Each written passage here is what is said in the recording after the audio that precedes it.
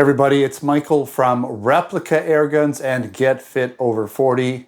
Now I'm making this video mainly for the Replica Airguns channel because you may be wondering what happened to me. Where did I go? Over on the getfitover40.com channel, I do add a lot more personal stuff in there.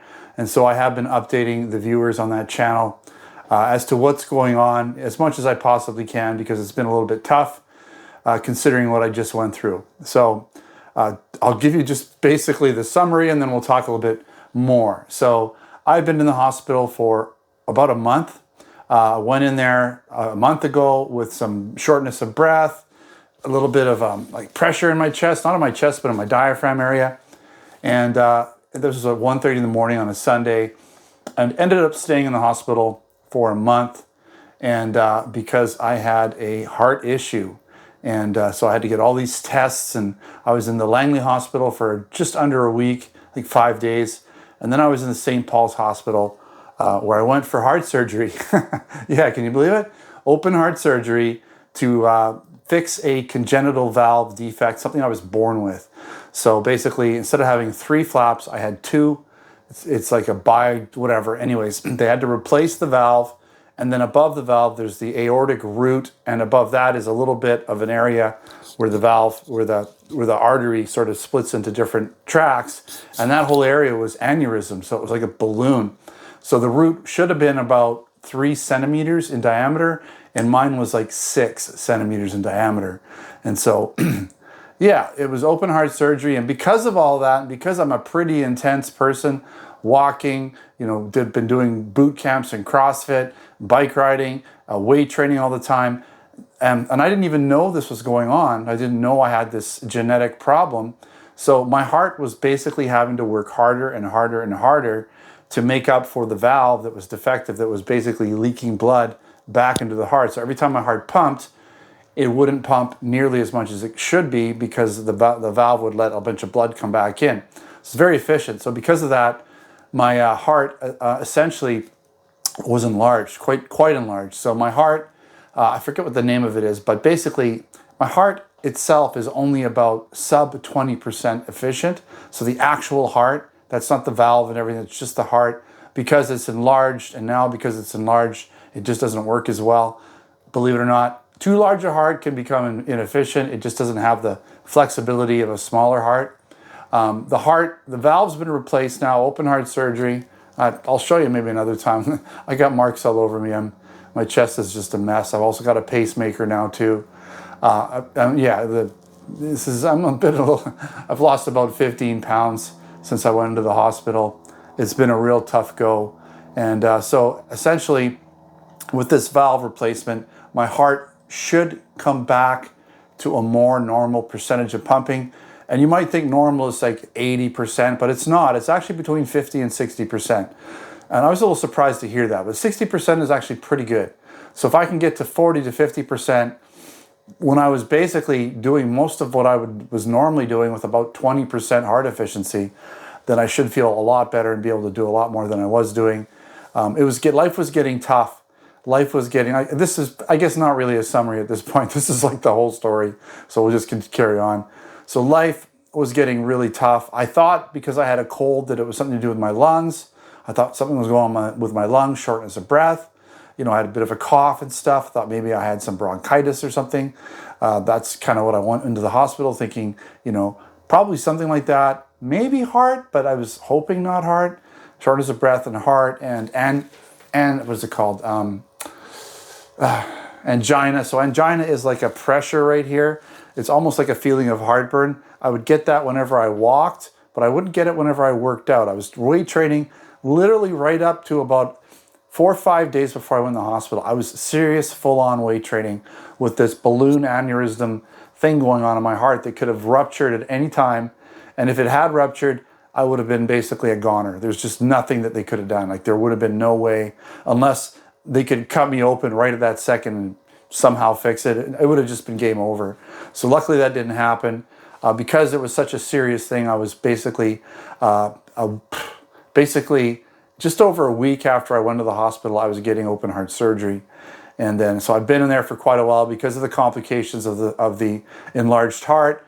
I had to stay for quite a while. And right now, my heart is actually in a state of AFib. So one of the chambers is pumping normally, and the other one is kind of afibrillating. It's pumping kind of all over the place. So you got one that's doing like, say, 80 beats per minute or whatever, and the other one is just kind of flurrying. And so it makes me a little bit more tired. My heart isn't super efficient. The heart wasn't efficient to begin with. They let me out of the hospital even with this afibrillation because I was doing pretty good while going for walks. And they're going to see what they can do to take care. Well, there's always something they can do. The medications I'm on can improve it. They did something called a cardio version while I was at the hospital, and it took me out of afibrillation, but only for about 5 to 7 days. And then I went back to this AFib thing, which is an uneven heart rate. And it can go up to like, it can be anywhere, without medication, it was like anywhere from 100 to 140 at rest. And now it's closer to like 80 to 120 tops, but usually under 100. So anyways, I went for a walk today. I did a mile outside. First time I went for an actual walk outside in a long time. I get tired really easy, but not short of breath, which is great. I don't have that feeling of soreness in my stomach, like that feeling of pressure there. So that's good. I just get tired really quickly. I'm just basically in bed I couldn't get out of bed after the operation for almost 2 weeks. I was hooked up to so many machines and so many things were going in and out of me that I couldn't even get out of bed.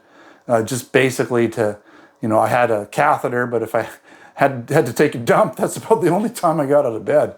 So it was pretty brutal. Yeah, it was tough. So the last week or so, they took all the tubes out of me, and I was in there and I could move around and walk around, and that was it was just like an unreal feeling after being stuck in bed and immobile for so long. So that's what's been going on. I'm back. I can make videos. My office making videos doesn't get me too riled up. Doesn't get the heart rate too riled up. In terms of fitness stuff for the fitness guys, it's going to be it's part of my Road to Recovery series of videos.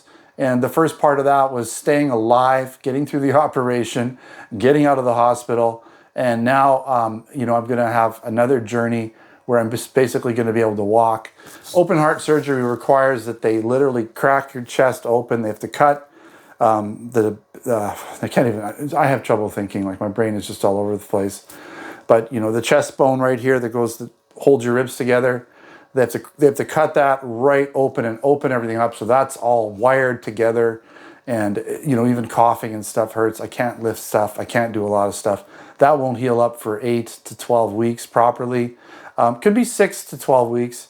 Hopefully I'm a fast healer and I heal up in about 8 weeks and I can start actually going to the gym, lifting light weights and whatnot. But for the time being, I'm allowed to walk, do that kind of stuff. It's kind of as much as I feel up to. I have to just pace myself. Don't do anything that's going to cause me to be short of breath. But doing videos for the Replica channel, we're going to start doing those. Hopefully I can make one this week, a gun video, because I got some new stuff. I had new stuff before I left that I really want to review, some pretty exciting products. So I want to at least start to get into those. I think I was going to do a preview video on some new stuff. I got to look back and see where I'm at, but there'll at least be a preview video of some new products. And then there'll be tabletop videos, review videos, field test shooting videos, and all that stuff. And again, for the getfitover40.com channel, it's just the road to recovery is what I'm going to be focusing on.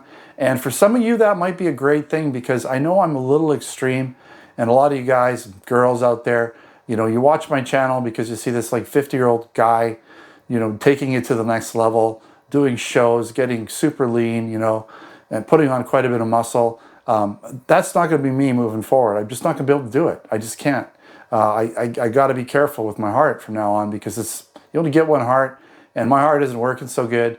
And so I'm going to have to tone things down a little bit, just be a little bit more easygoing. Doesn't mean I won't be able to do a lot of the same things. It's just going to be at a lesser degree. But that might be good for the rest of you watching this show or watching this channel and the Get Fit Over 40 channel because, that's not you. You're not doing fitness shows. You're not trying to put on, 20 pounds of muscle. And so maybe we can, through this road to recovery journey, we can kind of get back into shape. If you've been out of shape, I'm going to be like, it's been a month and I've lost 15 pounds and I just look like, I'm going to use the term, but hopefully it doesn't offend anybody, but I look like a skinny little bitch right now. And that's just, a lot of people use it in the fitness industry. It's not derogatory. I don't mean it derogatory. I mean it just at me personally. So yeah, so I'm going to have some catching up to do. By the time I can finally work out, I'll probably be down to, like right now, I'm about 185. I was 200 before I went in the hospital. I wouldn't doubt if I get into the 170s by the time I'm ready to start weight training again. So it's going to be a journey to get back to some level of fitness and some level of muscle that I used to have prior to this whole situation. So hope you understand why I've been away, why I was gone. Believe me, it's nothing that I wanted to go through or happen to get some time off. I can tell you that much. So anyway, stay posted.